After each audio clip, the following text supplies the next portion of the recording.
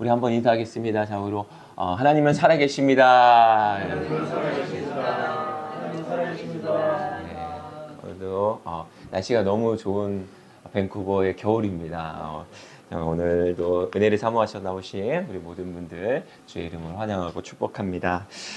제가 최근에 어느 은퇴 목사님의 그 요청으로 권유로 장례식장에 간 적이 있습니다. 장례 예배에 참석한 적이 있습니다.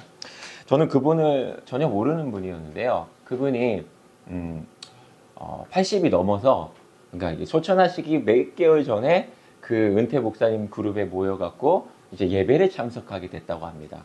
그러면서 그냥 동네 살다 보니까 이렇게 교회 오다가 마지막엔 또 예수님을 영접하셨는데 그만 샤워하다가 욕조에서 넘어지셔갖고 고령의 나이다 보니까 갑자기 소천을 하시게 됐다라는 이야기를 들었습니다.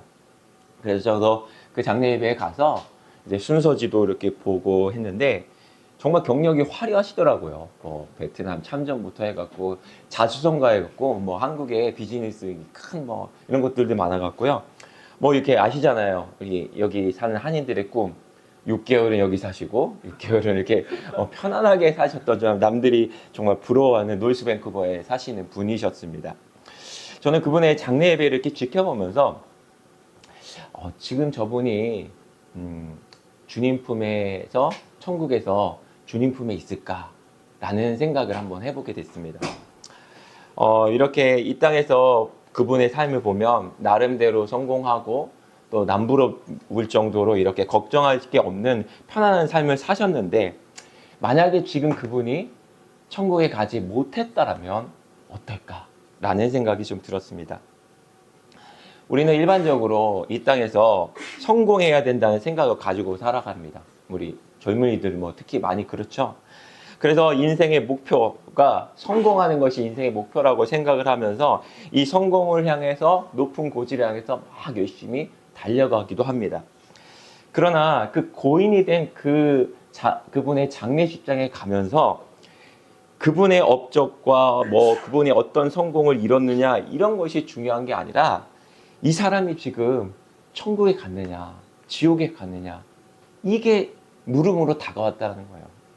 이 사람이 이 땅에서 얼마나 돈을 많이 벌고 평안한 삶을 살았냐 이게 궁금한 게 아니라 이분이 지금 어디에 갔느냐 진짜 주님 품에 주님 나라에 갔느냐 이게 우리의 질문으로 다가왔다는 겁니다. 저는 장례식 갈 때마다 그 생각이 들어요. 여러분 누가복음 16장에 보면 부자와 나사로 얘기가 나옵니다. 그 부자의 이름은 성경에 여러분 부자의 이름 아세요? 성경에 부자의 이름이 안 나와요. 근데 이 거지의 이름은 나사로라고 분명히 나옵니다. 자, 이 땅에서요 부자의 이름 모르는 분 있습니까? 나하고 관계없어도요 부자 리스트들은요 다 알아요. 그 사람 이름 다 알아요. 근데 이 땅에서 홈리스 이름 아시는 분 계십니까? 아무도 모릅니다. 자, 부자는요 아마 천국에서는 그 부자의 이름은 아무도 몰랐을 겁니다. 왜냐하면 그는 천국 백성이 아니었기 때문이에요. 생명책에 그 이름이 없었기 때문입니다. 반대로 그 거지 나사로는 이 땅에서 삶을 살았지만 천국에서 그 이름을 다 알았을 겁니다. 왜냐하면 그 사람은 천국 백성, 생명책에 이름이 기록된 백성이었기 때문입니다. 그래서 이 땅에서는 유명하였지만 이 부자는요 천국에서는 무명한 자였습니다. 그러나 거지 나사로는 이 땅에서 무명한 자였지만 천국에서는 유명한 자가 되었다라는 것을 알 수 있습니다. 그래서 인생의 참된 성공이라는 것은 이 땅에서 많은 업적을 누리고 또 성공이라는 것을 남기고 간 게 아니라 주님 나라에 들어가는 것이 참된 성공이라는 것입니다. 여러분 이런 면에서 보면 우리의 인생은 어떤 성공이라는 내가 만들어 놓는 이 성공이라는 고지를 향하여 올라가는 게 아니라 정말 주님 나라에 들어가는 순례자의 여정이다라고 말할 수 있다라는 겁니다. 자, 광야, 오늘 이제 본문에 광야의 길을 걷게 하신 하나님이라는 제목인데요. 이 광야에는요, 몇 가지 특징이 있습니다. 먼저 광야의 특징은요, 방향감이 없다는 겁니다. 자, 산은요, 이 저기가 이렇게 산 꼭대기가 보여요. 그래서 어느 정도 내가 왔고 여기를 향해서 가면 된다라는 이제 방향 감각이 좀 있습니다. 그러나 광야는요, 사방이 다 똑같아요. 그래서 어디가 동쪽인지 남쪽인지 이게 분간이 되지 않고 방향성을 잃어버리기가 쉽습니다. 또한요, 광야에는요, 길이 없습니다. 자, 산은 그래도 등산로라는 게 있어갖고 그냥 이렇게 설령 이렇게 가기도 하는데요. 자, 광야는요, 길이 없어요.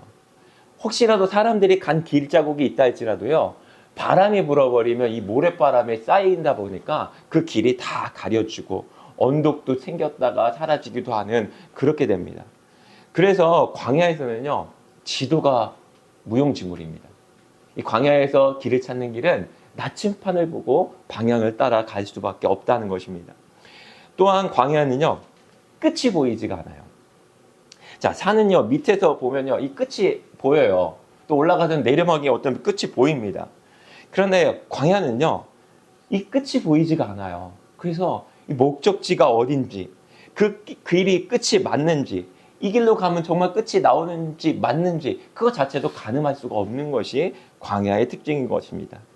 자, 이런 면에서 보면 우리 인생은 광야를 걷는 것 같은 느낌이 듭니다.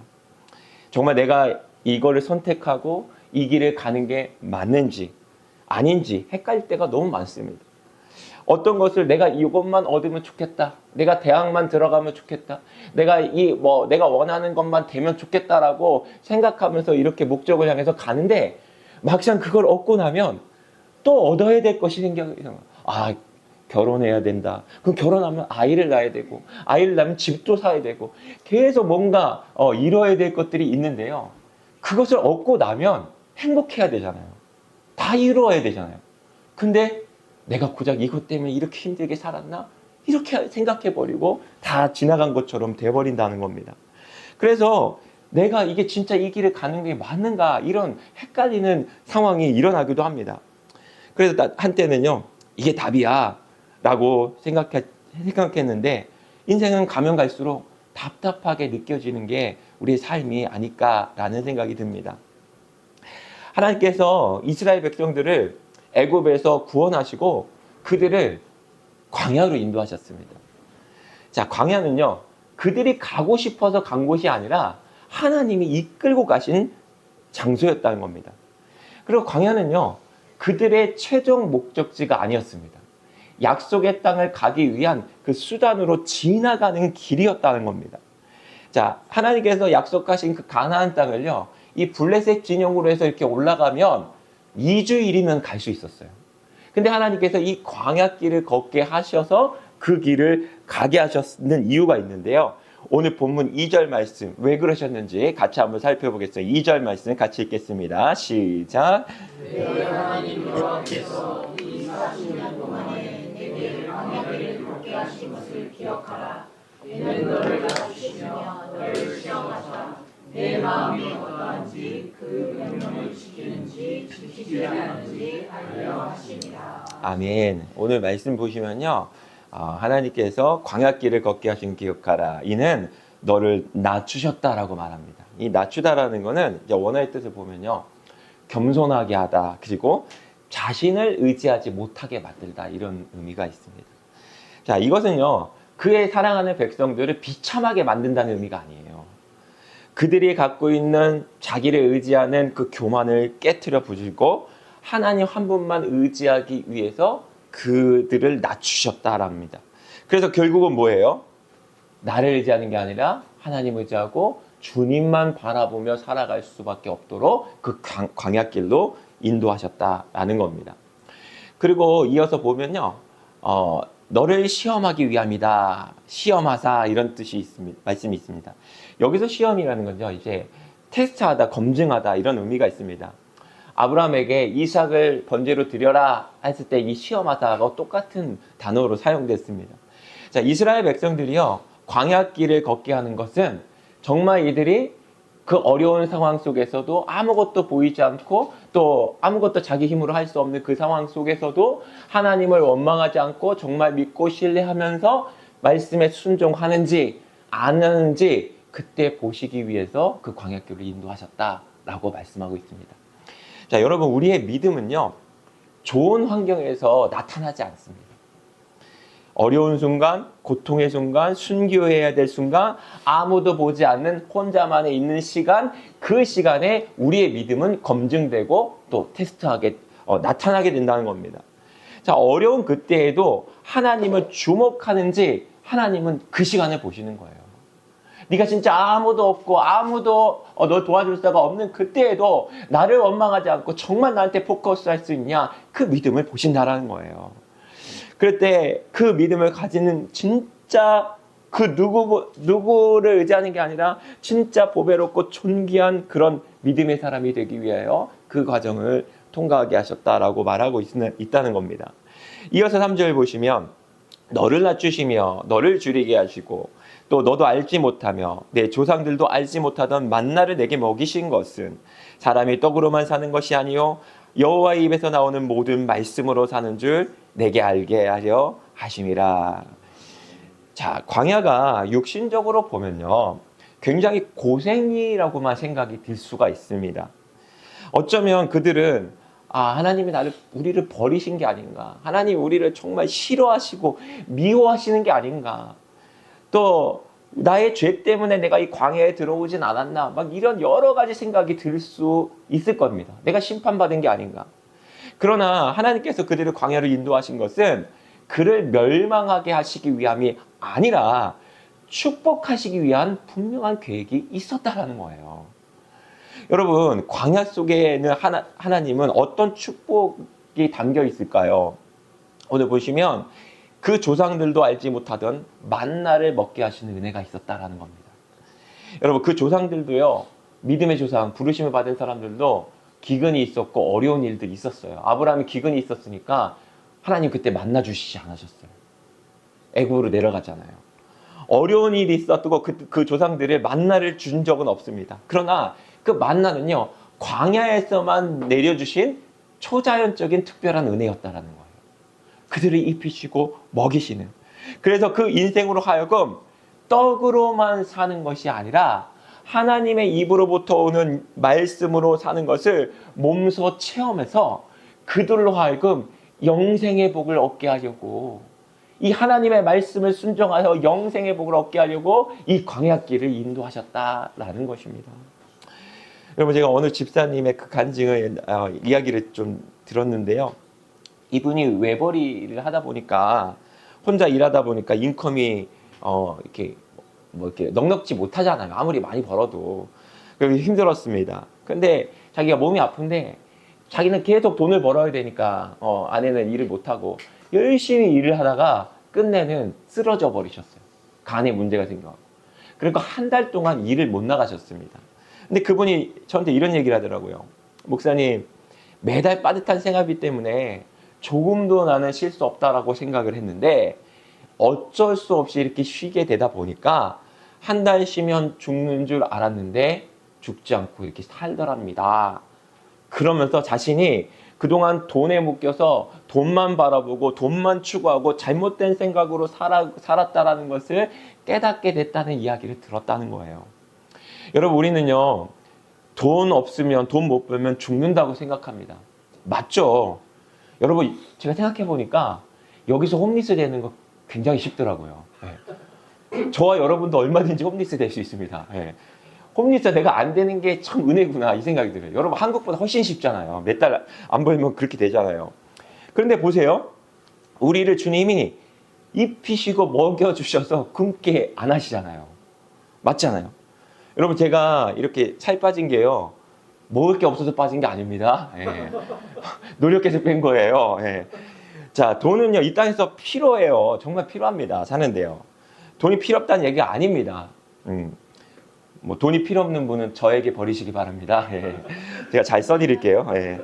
자, 돈을 버는 게 잘못이 아니라 돈을 의지하면서 돈의 자리에, 하나님 자리에 돈을 놓고 살아가는 게, 그게 잘못됐다는 거예요. 그래서 하나님은요, 그 자리에 하나님이 들어갈 수 있도록 이 광야길을 들어가게 하셔서 너 입을 거 먹을 거 마실 거 내가 책임져. 그 대신 내 입에 나오는 말씀으로 사는 법을 네가 훈련 받아봐. 왜냐? 이 길 끝에가 영생이야.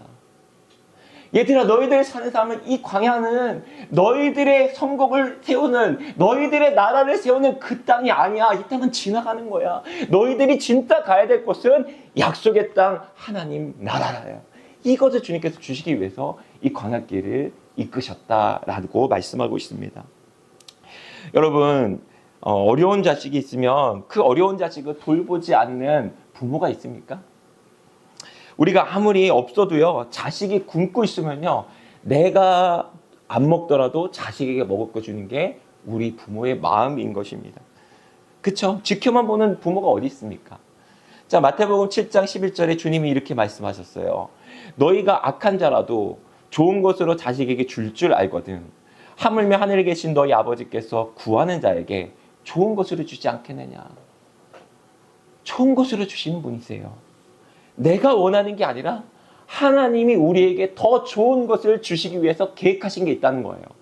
그런데 우리에게 주시기 위한 가장 좋은 게 무엇입니까? 누가복음 11장 13절 같은 말씀인데 이렇게 돼 있어요. 너희가 악한 자라도 좋은 것을 자식에게 줄 알거든. 하물며 너희 하늘 아버지께서 구하는 자에게 성령을 주시지 않겠느냐라고 말하고 있어요. 자, 하나님께서 우리에게 가장 좋은 걸 주고 싶은데 그 좋은 것은 무엇이냐? 내가 원하는 게 아니라 하나님께서 주고 싶은 것은 바로 성령 하나님이시라는 거예요. 왜냐하면 이 성령 하나님이 우리에게 오셔야 영원한 생명이 있기 때문이에요. 성령 자체가 우리의 생명이기 때문에 우리에게 성령의 선물을 주셔서 영생의 선물을 주기를 간절히 주님은 원하신다라는 겁니다. 이게 이스라엘 백성을 광야로 이끄신 하나님의 목적입니다. 하나님 말씀대로, 생명의 말씀대로 사는 법을 배우게 하사 마침내 영생을 얻게 하시고 구원하시기 위한 계획이셨다. 그래서 여러분, 성경의 모든 말씀은요, 사실 우리 영생의 포커스를 하고 있어요. 예수님이 오신 이유도요, 이 땅에 우리의 말과 기도를 통해서 땅에서 성공하고 이건 아니에요. 이건 부수적인 거고, 이게 아니라 영원한 생명을 위해서, 우리의 죄사함을 위해서 예수님이 오셨다라는 겁니다. 그래서 광야의 궁극적 축복은 우리가 애굽에서 살던 세상의 때국물을 다 벗어버리고, 세상의 가치관을 벗어버리고, 세상의 삶의 방식을 다 벗어버리고 성령으로 새롭게 태어나서 정결케 하는 장소이라는 것입니다. 그래서 이 광야를 거치지 않으면요, 우리가 성화되지 않고 또 열매를 맺을 수 없게 된다라는 겁니다. 자, 하나님께서 성경에서 보면 믿음의 사람들을요, 다 광야를 지나가게 하셨습니다. 여러분, 모세를 보십시오. 그 모세가 이집트 왕자였어요. 얼마나 높은 권세입니까? 최고 높은, 그 당시에 어떤 최고 높은 자리에서 이 광야에 40년과 미디어 광야에서 양을 치게 하는 가장 낮은 자리로 보내지 않습니까? 그래서 그 왕자의 때를 완전히 다 때국물을 벗어버리고 허세를 다 벗어버리고 내가 할 수 있는 그 생각들을 다 왕자는요, 말 한마디면 끝나는 겁니다. 근데 그 왕자의 그 자리를 다 벗어버리고 완전히 하나님밖에 의지할 수 없는 낮은 자리로 가서 결국은 이스라엘을 구원하는 축복의 통로로, 순종의 통로로 사용하시지 않습니까? 다윗을 보세요. 사울을 피하여 10년간 광야를 지나가게 합니다. 도망다니게 해요. 철저하게 하나님만 의지하게, 자기의 실력, 골리앗을 때려잡은 다윗은 없어졌어요. 나라는 건 완전히 없어지고 그 광야에서는요, 정말 비참하게, 비굴하게 침 흘리면서 생명을 구하는 연약한 사람으로 다윗을 만들어버렸다는 겁니다. 요셉도요, 그렇게 꿈꾸고 형들한테 자랑했어요. 하나님이 나와 함께, 봐봐, 나 12별이 나한테 절하고 해와 달도 나한테 절해. 이런 꿈을 꾸고 자기가 앞으로는 정말 위대한 사람이 될 거라고 생각을 했지만 그의 삶이 어떻게 됩니까? 자랑하다가요, 형들한테 팔려갖고 어떻게 해요? 13년간 고작 이 광야길을 걷다가 마침내 겸손할 때 하나님이 그 자리에 올려주셨다는 겁니다.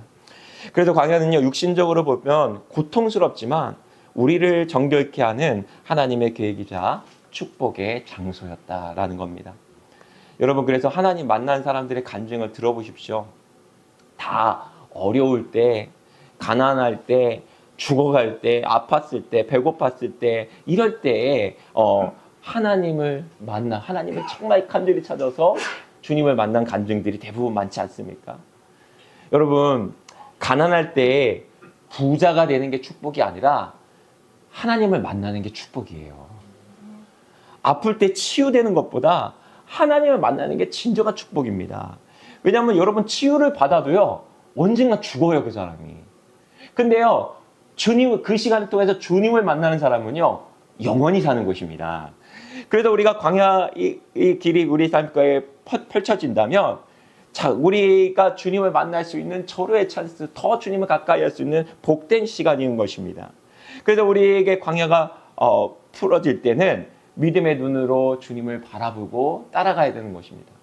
그러나 우리가 어려움을 당한다고 다 주님을 보는 건 또 아니더라고요. 여러분, 광야에서의 실패는 무엇이냐? 늘 함께 계시고 늘 돌보시고 먹이시고 입히시고 또 함께 하시는 그 하나님, 가까이 계신 그 하나님을 만나지 못하는 게 실패라는 거예요. 자, 이 출애굽 1세대 보세요. 광야에서 하나님의 입을 거 먹을 거 마실 거 만나, 너희 조상도 보지 못했던 그 만나를 경험했음에도 불구하고, 약속을 받았음에도 불구하고 그 땅에 들어가지 못했습니다. 왜요? 그 하나님을 믿음의 눈으로 보지 못하고 만나지 못하고 가까이 하지 못했기 때문입니다. 그러나 모세를 보십시오.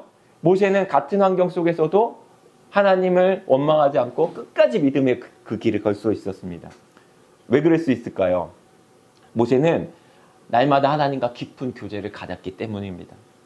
하나님과 깊은 교제를 통해서 하나님의 신실하심과 놀라운 계획과, 그분은 실수하지 않으시며 그분은 실패케 하지 않으며 그분은 우리를 죽이려고 이곳에 온 것이 아니라 하나님은 우리를 반드시 약속의 땅으로 이끄시며 하나님은 신실하시고 진실하신 분이시고 모든 환경을 이끄실 수 있는 분이라는 것을, 그분은 날마다 모세는 하나님 앞에 엎드려 주님과의 교제 속에서 하나님의 성품과 인격과 계획을 경험하게 되었기 때문에 같이 원망하는 게 아니라 그 환경을 믿음으로 통과할 수 있었다라는 겁니다. 그래서 광야를 이겨낼 수 있는 그 길은요, 하나님과의 만남이 있어야만 가능하다라는 겁니다. 광야에서의 최대의 실패, 그것은 함께 하신 하나님을 만나지 못하는 겁니다. 그래서 광야의 그 고통이 그냥 고통으로 끝나는 거예요. 이 세상에서 제일 불쌍한 사람은요, 이 땅에서도 고통을 받다가 예수님을 영접하지 못해서 영원한 고통을 받는 것, 그것이 아닐까 생각이 듭니다. 그래서 하나님은요, 그의 사랑하는 자들을 하나님만 의지할 수밖에 없는 그 광야로 인도하여 주셔서 그들로 하여금 말씀을 순종하여 영원한 생명을 누릴 수 있는 길로 인도하시기 위해서 광야로 인도하셨다. 자, 그 하나님, 신실하신 하나님을 믿으시기 주의 이름으로 축원합니다. 마지막으로 오늘 본문에서 볼 수 있는 하나님 아버지의 마음을 한번 살펴보겠습니다. 5절, 6절 같이 읽겠습니다. 시작.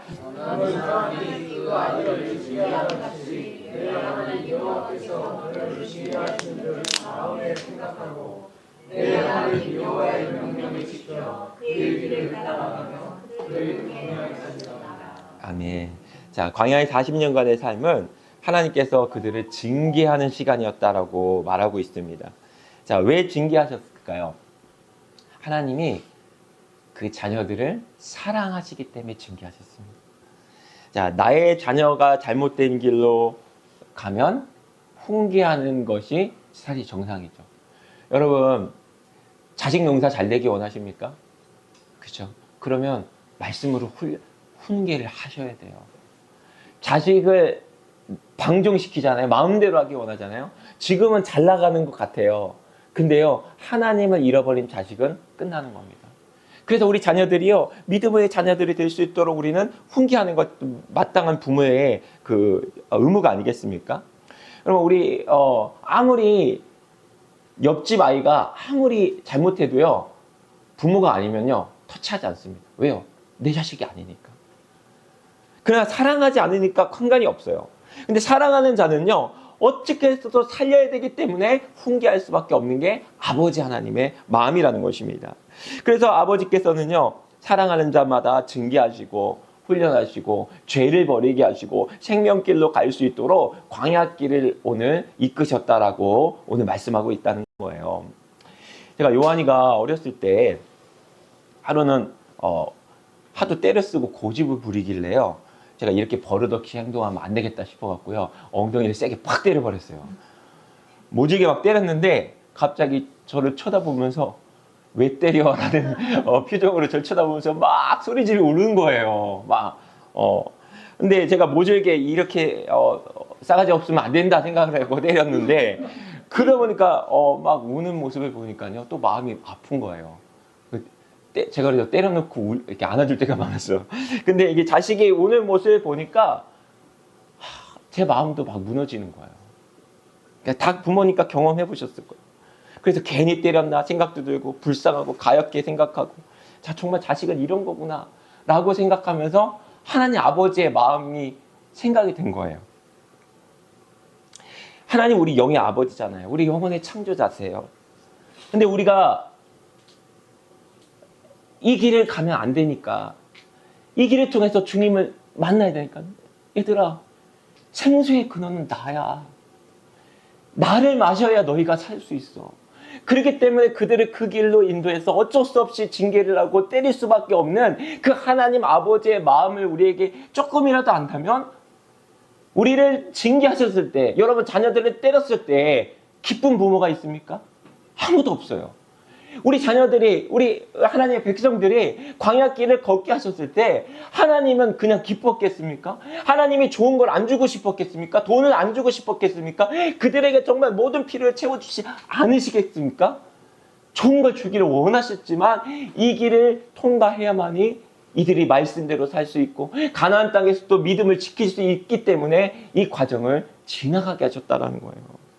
여러분, 그래서 하나님은요, 우리를 징계하시지만 그걸 그냥 기뻐하는 게 아니라 우리를 징계하시면서도 함께 마음 아파하시고 같이 오시는 거예요. 왜요? 우리를 죽기까지 사랑하신 분이기 때문이에요. 여러분, 하나님은 저와 여러분을 포기하지 않으시다는 걸 믿으시기 주의 이름으로 축원합니다. 끝까지 우리를 인도하시려고 그렇게 인도하시는 거예요. 여러분, 그래서 우리 인생에서요, 하나님의 말씀에 순종하고 그 길을 걸어갈 수 있도록 하나님은 우리를 이끄시는데, 그냥 놔두는 게 아니라 하나님이 우리 사랑하는 마음으로 우리를 징계하신다라는 겁니다. 여러분도 잘 아시겠지만 그 이용규 선교사님, 그 몽골의 선교사님이었던 이용규 선생님이 쓰신 그 내려놓음이라는 책에 보면 이런 이야기가 있어요. 제가 참 가슴에 많이 남아있는데, 그 너무 어려운 사람들이 있었대요. 그래서 그들을 도와주려고, 내가 하나님 선교사로 왔으니까 너무 굶고 있고 힘들어갖고 내가 그들을 도와줘야지, 그러고서 자기 물질을 주려고 딱 했는데 성령님께서 갑자기 음성을 주시대요. 도와주지 마라. 아니 하나님, 이게 진짜 성령의 음성이 맞나? 하나님 도와주지 말라뇨? 저는 선교사로 왔고 저들은 굶고 있어요. 제가 도와주는 게 당연하죠. 제가 이것을 위해서 왔는데요. 그랬더니 도와주지 마라. 네가 지금 그들을 도와주면 내 계획을 깨트리는 거예요. 지금 암탉이 달걀을 이렇게 품고 있는데 네가 도와주면 그 품고 있는 달이 부화돼서 달걀로 나와요. 병아리가 태어나야 되는데 네가 태어나지 못하게 하는 거다. 내 계획에 방해하지 마라. 그래서 너무 가슴이 아팠대요. 하나님 도와주고 싶어요. 쟤네들 너무 어려운데 도와주고 싶어요. 도와주면 안 돼요? 안 돼요. 하나님은 안 도와주고 싶겠습니까? 도와주고 싶을 때 하지 말라는 거예요. 그러고 나서 20년이 지난 이때 보니까 그 아이들이요, 하나같이 전부 다 그 시간, 어려운 시간에 하나님 한 분만 의지해 갖고요, 다 믿음의 리더들이 됐대요. 거기에 교사가 되고 유학을 갔다 와서 다시 그 몽골을 위해서 헌신하고, 다 거기서 그때 훈련받았던, 자기가 이렇게 같이 했던 그 아이들이요, 다 믿음의 사람들로 다 성장해서 유학도 가고 돈 한 푼 없는데 다 유학 가고, 그렇게 해갖고 하나님이 입히시고 먹이시는 그 간증이, 그리고 리더를 세워지는 그 간증이 있었다라는 겁니다.